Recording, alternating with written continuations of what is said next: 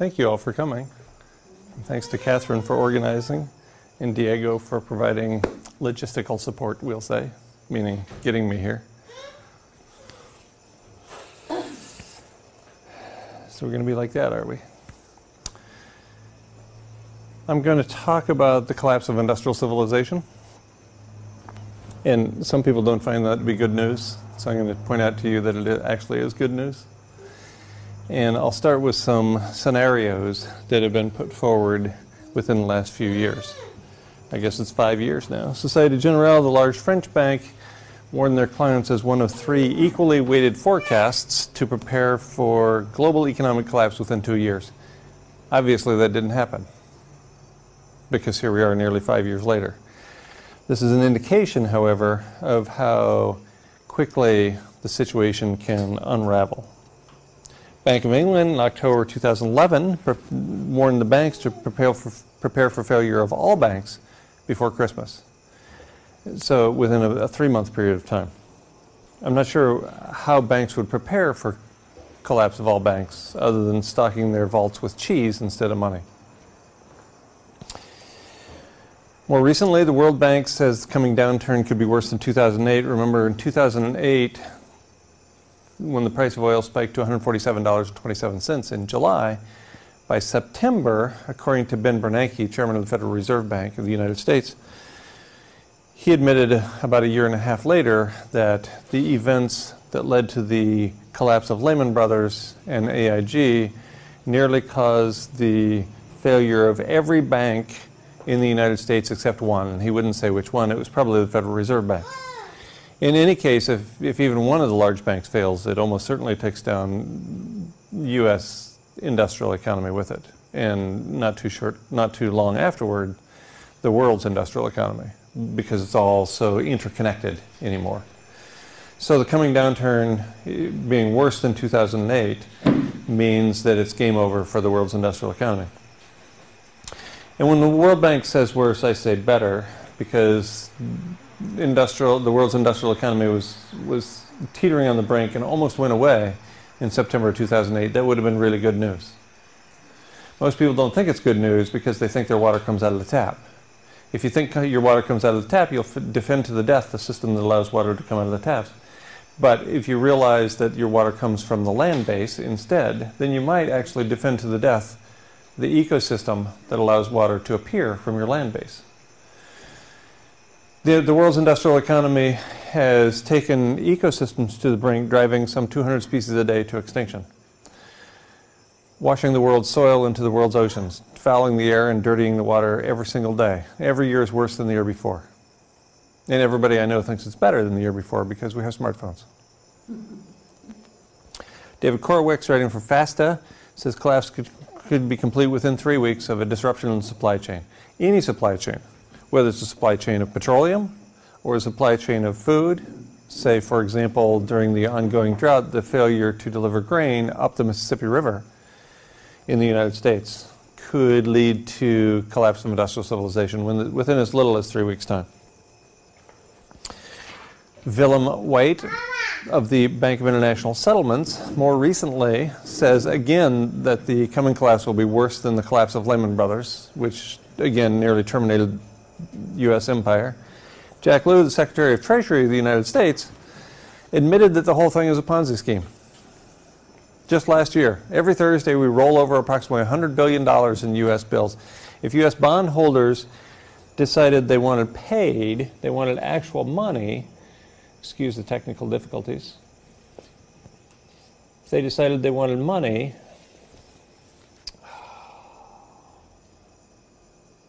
instead of rolling those over, how did we get there? That's weird. Right, there we go.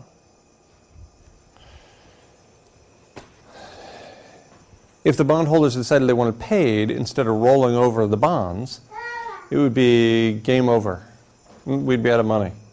We'd trigger hyperinflation in a matter of moments. And in fact, I was hosted by a woman and her small family in Chicago about 8 months ago. She picked me up at the airport, took me home for dinner, and her husband came home a few minutes later. And within 5 minutes of sitting down, Eric says, I can't believe the lights are still on. He was coming home from the Chicago Board of Trade, where he's a bonds trader, and he says, I can't believe we didn't trigger hyperinflation today. Every day I think is going to be the day. This is the guy on the inside who is astonished when he comes home and hyperinflation hasn't been triggered.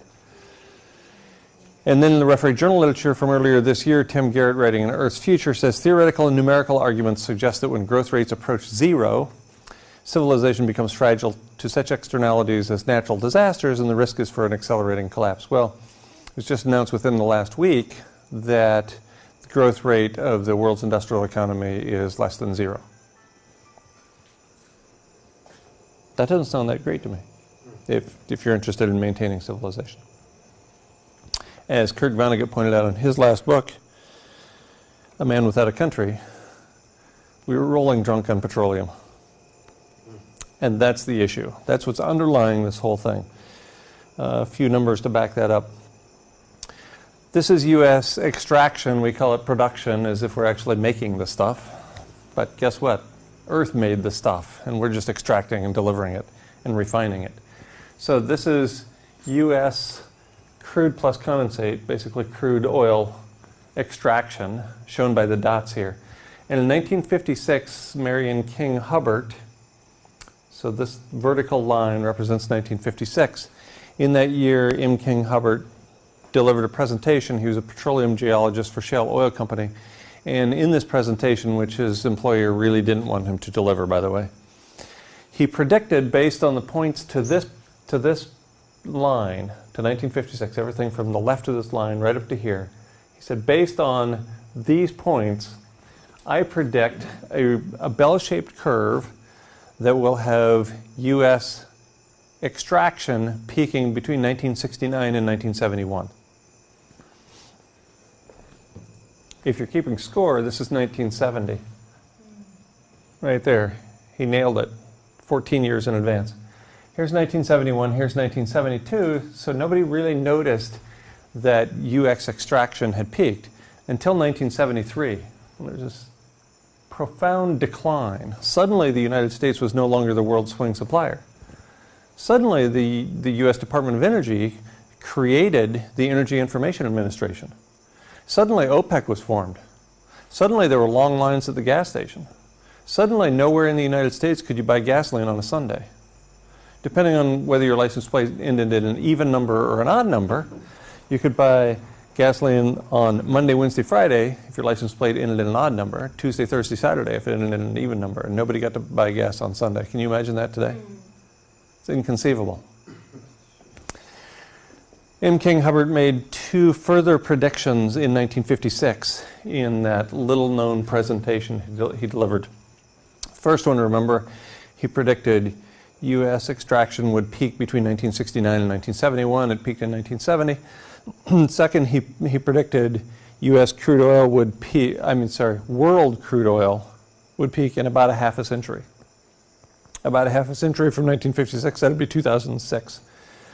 According to the U.S. Energy Information Administration, U.S. World oil peaked in 2005. According to the International Energy Agency, world production peaked, in 2006. In about a half a century. Depending on your source, 49 or 50 years sounds like about a half a century to me. The third prediction Hubbard made in 1956. I get all choked up when I talk about oil, you know. Third prediction Hubbard made in 1956 was that in the wake of world oil peaking, there would be significant cultural disruption. So here I'm thinking about Occupy Wall Street, which is about to make a comeback. So he foresaw a number of significant events that have already played out. Notice that it's all downhill from now.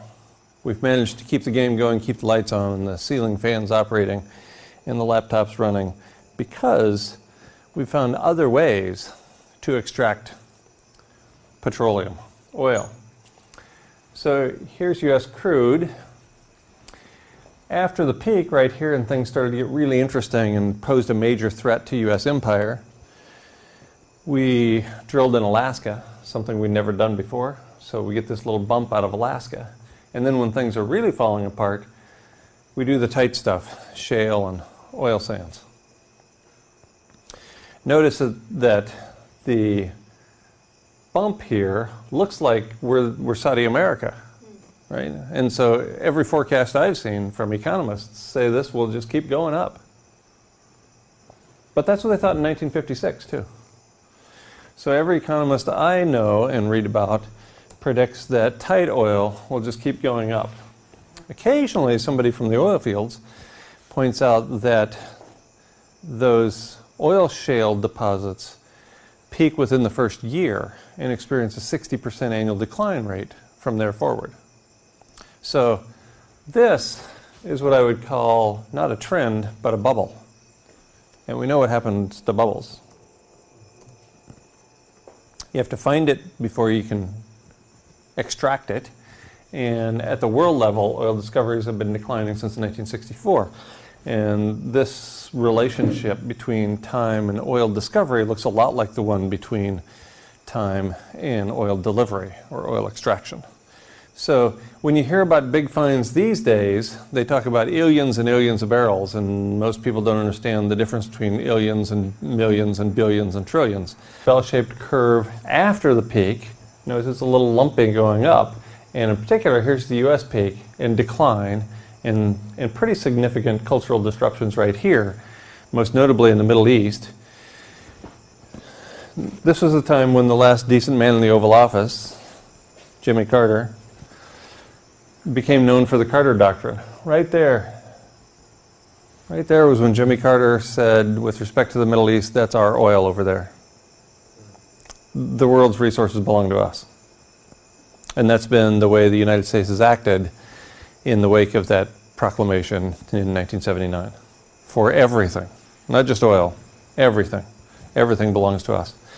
If we assume a 4% annual decline rate, you'll notice that by the time we get to 2025, we'll have about half as much oil as we currently do, and we have about as much oil as we did in 1970, when there were half as many people on the planet and the world was far less industrialized. There were almost no cars in China and India for personal transport. So things could get really interesting in the years ahead. This assumes a 4% annual decline rate. That's pretty conservative. Other assessments, including the US military, echoing the Energy Information Administration, says 5.5% annual decline rate. The International Energy Agency says 9.1% annual decline rate, and Iran's oil minister says 10% annual decline rate. So this starts to look a lot like a bell-shaped curve and a lot more like a cliff if we get into the range of 10% annual decline rates. The issue is not about the amount of oil. It's about the relationship between shortages of oil and really about price spikes in oil and what happens with the industrial economy in the wake of those price spikes. Every global recession since 1972 has been preceded by a spike in the price of oil. Here's 1973. Here's 1979 and 80, 1992, and so on. Every time the price of oil spikes, we get an economic recession in the aftermath. One of these days, the spike becomes so great that it terminates the world's industrial economy, as it nearly did in 2008. This is the spike to $147.27 in July, and 2 months later, it was almost game over, according to Ben Bernanke, chairman of the Federal Reserve Bank. So bear in mind that all of these times up to here, there was plenty of oil at the world level. It was geopolitical events that drove a spike in the price of oil. So we're only starting to get into the game of worldwide shortages since 2008. Again, a little snippet at economic scenarios. This is the U.S. labor force participation rate, but it could be any of 24 macroeconomic indicators in the U.S. or the world. And notice that the peak comes in 99-2000. According to BP data, excuse me, according to BP data, We hit the undulating plateau of oil extraction at the world level in 1998. Not surprisingly, a year or two later, everything with respect to the industrial economy reaches its peak. So we currently hear, for example, from the U.S. Bureau of Labor and Statistics, that the current unemployment rate in the United States is 6.6%. Woo, good news, the recovery is complete, except that it's all a sham. According to a Wall Street advisor who chose to remain nameless about a month and a half ago, if we calculated the statistics the same way we did in 1980, before Ronald Reagan took office, for example, and jerry-rigging the numbers really became an enterprise, we'd be at 37.2% unemployment in the United States. 37.2, that's about 50% higher than at the depths of the Great Recession, version 1.0. According to John Williams, who writes at Shadow Stats, the numbers for unemployment are at least 25% and have been since 2008 in the United States. He predicts hyperinflation beginning this year. In their Joint Operating Environment 2010, the Pentagon indicates no spare oil capacity by 2012. I suspect that's what drove the spike in price to $147.27 in July 2008, and also to $120 in March 2011. And they also predict a 10 million barrel per day gap by 2015. It might not sound like much because we don't do illions very well. Those big numbers sort of lose their meaning. But at the world level, we burn about 70 million barrels per day. So a 10 million barrel per day gap is 15%. We're talking about the world's lifeblood in terms of the industrial economy. So imagine taking 15% of your blood out and see how quick you get up off the floor, and then do it again, and then do it again. And every relatively short period of time, take 15% of your blood out, or take 15% of the oil out of production. You can imagine where this is going to go. In their Unified Quest document 2011, the U.S. Army went on national television and told us that they were preparing to implement martial law in the United States. I have no doubt that the U.S. Army has been preparing for martial law since at least the 1960s. But they never told us on broadcast television before. And they went on CNBC and broke it there. So this is a big deal that they're actually announcing to the general public that we're preparing for martial law. And then, of course, the NDAA, signed by President Obama late on New Year's Eve, suspends habeas corpus in the United States for the first time during peacetime in 800 years. So you have no rights if you live in the United States. Those have been stripped away. The Bill of Rights has become meaningless. In fact, there's a zone now, the Bill of Rights zone. If you live within, it's either 50 or 100 miles of the border of the United States, yes, that applies to those of you living in Los Angeles, you don't have any rights. Period. The Supreme Court has upheld this, stunningly. What's underlying the whole thing? How did we use up the oil so fast? What underlies the whole thing is personal consumption. And that's underlain by the way we've been dictated to live since World War II. In the wake of World War II, during World War II, a whole bunch of companies suspended domestic production. So, although automobile, you couldn't buy a personal automobile during World War II for 2 years.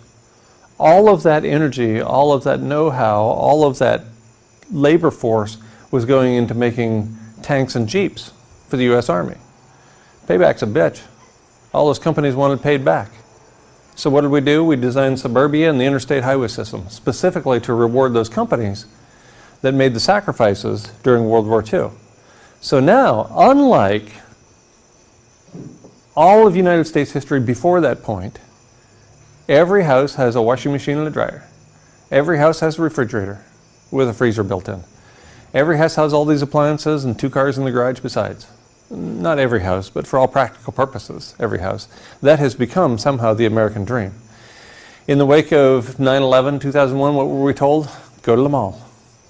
We got to spend our way out of this. Consumption is untouchable in the United States. It is the ethic and the ethos we are ordered to live by. In fact, we don't even have to be ordered. It underlies everything. Commercialization has become complete, so that nobody thinks they're really successful unless they have everything that their neighbors have. Unless you're keeping up with the Joneses, it's sort of irrelevant. Why would you bother living? That's the mentality in the United States. And yet you look at the definitions of consumption or to consume, and it looks like it's not that swift of a deal. To do away with completely, destroy, to spend wastefully, squander, use up, to waste or burn away, to perish, it's downright biblical. All this stuff sounds horrible, and yet this is the way we live. In these cookie cutter houses that require us to live far from where we work, far from where we play, far from where we shop. This is how we live. It's insane. So we have this set of living arrangements. How do we maintain it? Obedience at home, oppression abroad, and whole-scale destruction of the living planet on which we depend for our lives. Obedience at home, let's take a minor example. In the wake of the global financial crisis in late 2008, we see people in a small town in Alabama legally protesting illegal actions by local banks, and in response, the National Guard is illegally brought in to quash the legal protests. That's obedience at home. Another example, Ray McGovern prepared the daily intelligence brief, working for the CIA for several years.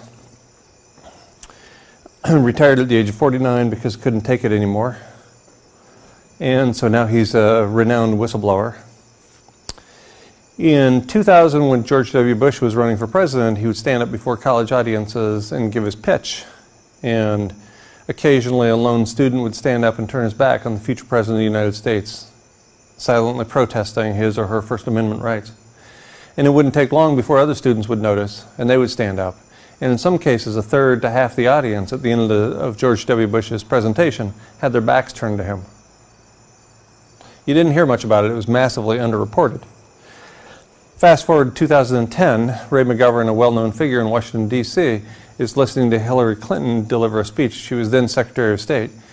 He stood up and in silent protest, turned his back on the Secretary of State. Ray McGovern, 71 years old, well-known in Washington, D.C., was beat bloody and thrown in jail.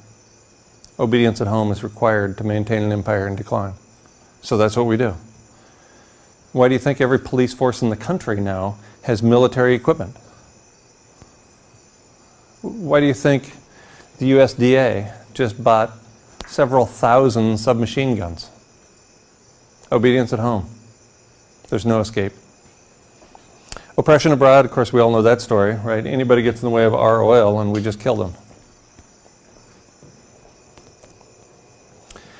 The trouble is that once you see it, you can't unsee it. And once you've seen it, keeping quiet, saying nothing becomes as political an act as speaking out. There's no innocence. Either way, you're accountable. So I recognized my accountability, and I tried to terminate my relationship with industrial civilization. I want to talk just a little bit about that. So how do you respond to this dire information about being part of an empire? And all of us here, we're all here because of American empire, and by extension, because of a global empire. The U.S. runs the world.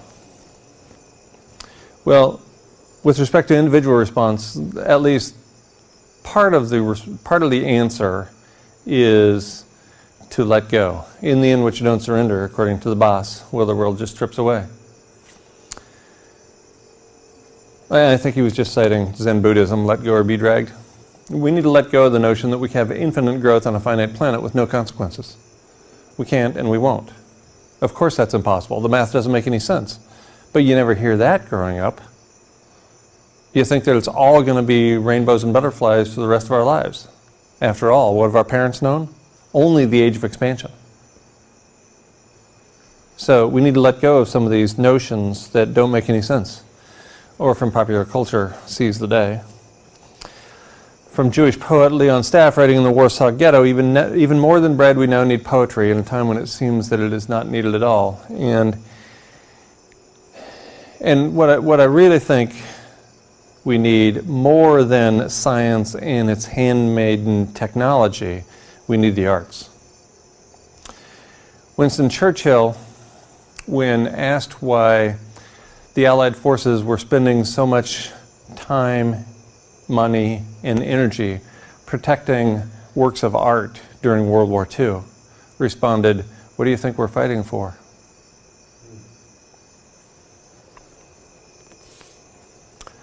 Or from Nobel Prize-winning philosopher and writer Camus, the only way to deal with an unfree world is to become so absolutely free that your very existence is an act of rebellion. I want to unpack that a little bit because this is my ideal. This is how I aim to live. Currently, if you're living in the United States, and for the most part, almost any place else, big energy poisons your water.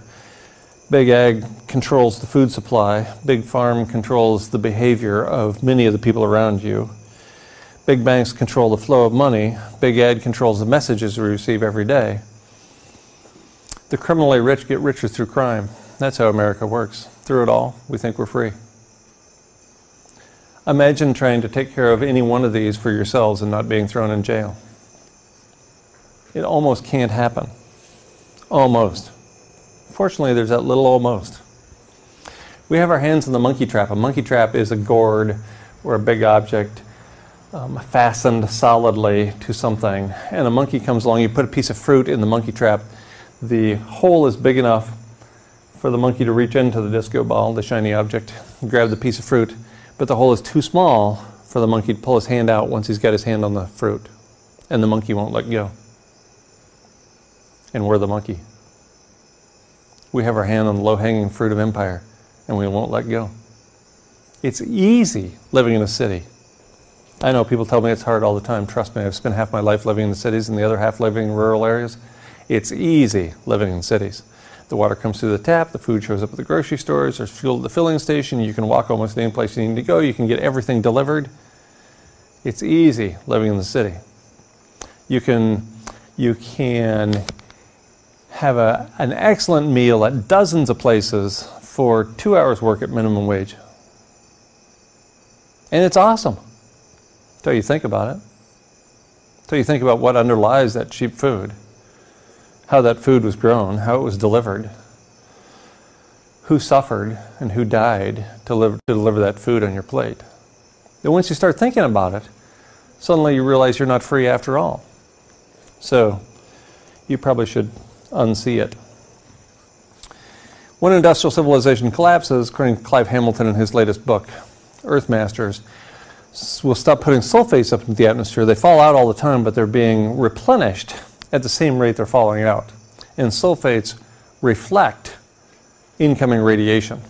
So without those atmospheric sulfates suspended in the atmosphere, Earth would be an extra 1.1 C warmer. Tack that onto the 0.85 C we're at right now, and we're at 1.95 C as soon as industrial civilization collapses. What does that mean? We're at 2. Oh, that's the much dreaded political target. It's never been a scientific target. It's been a political target. And we're there. As soon as industrial civilization fails, we're at 2C. So that suggests runaway climate change, and that climate change will happen much more rapidly in the northern hemisphere than in the southern hemisphere, and much more rapidly in the interior of large continents, including those in the southern hemisphere, than at the edges of those continents. So this is a good place to be. Unlike me, Catherine, you chose wisely, and the rest of you as well. See, I live right here. Put an X on the first place to lose human habitat when the system fails.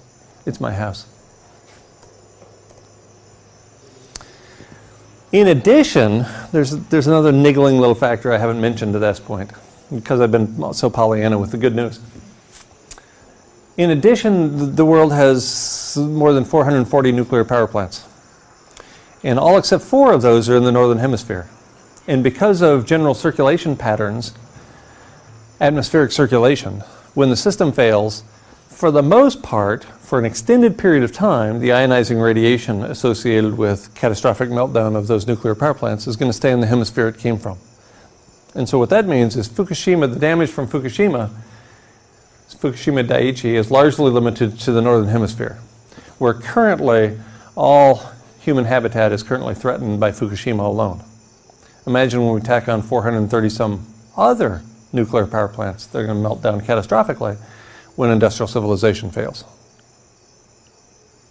But in the southern hemisphere, or say, I don't know, right here, there are 4 nuclear power plants, one in South Africa, one in Brazil, and 2 in Argentina. So again, another reason that this is not the worst place to be in light of collapse of industrial civilization. I want to talk briefly about what humans need to thrive and what humans have always needed to thrive that we have some control over for the last 2.5 million years, the entirety of the human experience on the planet. We've needed to secure water, secure food, maintain body temperature, and interact with a decent and perhaps even loving human community. That's all. That's 4 things. And addressing any one of these can take you down a rabbit hole of monumental proportions that you may never recover from. But to keep it simple, what do we really need? We need food, water, body temperature, and a decent human community.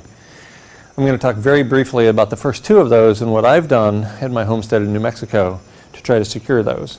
In terms of water security, I have PV solar panels that power 2 pumps, 2 solar pumps, and one of those solar pumps has a hand pump running down alongside it as it goes about 100 feet into the ground. The water level is about 20 feet, about 6 meters.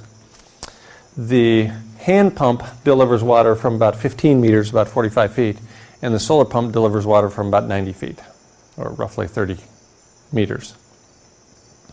And that's all easy, simple technology, and all that water gets put into this 3,000-gallon cistern. So 2 solar pumps and a hand pump. In addition, I have 3,000-gallon cisterns off of the 2 roofs on the property.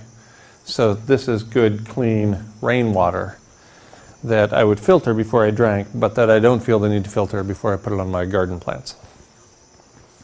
As an aside, my post-carbon transportation plan is right here in the foreground of that picture. Now, most people think that looks a little small, but apparently you shrink when you age, and I hope to live a long time. With respect to food, on this 2.7 acres my wife and I share with another couple and their young son, we have extensive gardens, and these are all dug out and then surrounded by hardware cloth on the bottom and sides to keep the pocket gophers at bay. And we also have an extensive orchard with about 90 fruit trees. We have bees to provide pollination. We have 2 greenhouses and 3 root cellars, 3 solar ovens, hand grinding mill, and a bunch of other stuff, all of which is designed to make our lives relatively comfortable when the system fails. And with respect to the human community, we work very hard to create and maintain relations with our neighbors, human and otherwise. And I'm here because of a presentation I did looking a lot like this in Hollywood with Catherine about a year ago. And another advantage to homesteading, growing your own food, you get great guns.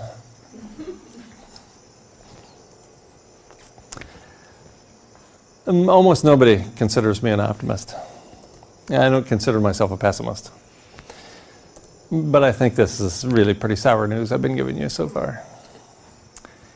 If you want more, and how could you not, you can read about it in my latest books, or just go to McPherson.com, and that tells the whole story in much more excruciating detail than you can probably stand. So, I would love to have a discussion with you at this point and talk about what we might do here at Terra Nova, or wherever you're going to land, to secure those 4 important elements to human survival.